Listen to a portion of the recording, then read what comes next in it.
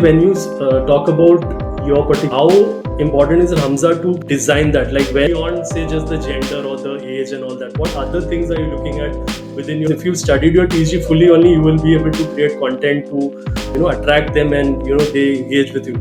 In the beginning of my journey, I had really worked it out, where I put in points down as to, okay, this is my age group, and I think it's going to be heard more by this gender, or more people are going to come from metropolitan cities because I'm talking about really advanced information. Like, for example, if I talk about something in the spirituality space, I think that cuts out like a majority of our population who has no idea about it.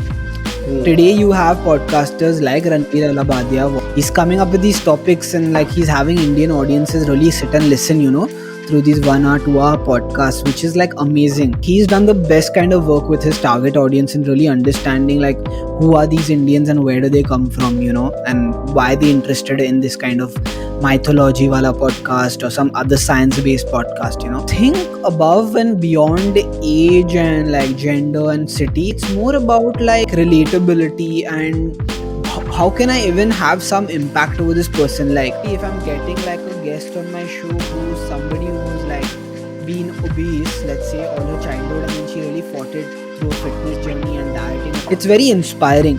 Anybody, like irrespective of like age, income, gender, would love to see something like that because they'll inspire them to fight whatever like fight they have in their life. Target audience thing is difficult to figure out. If I'm talking about like a pop culture thing like Netflix shows and all, I know my audience mostly will be younger, coming from metropolitan cities, having worked in like XYZ and stuff like that. Like, but what you still never know. It progresses as you go. So till I see my insights on Spotify to see like where they are coming from and who they are, I won't have an idea.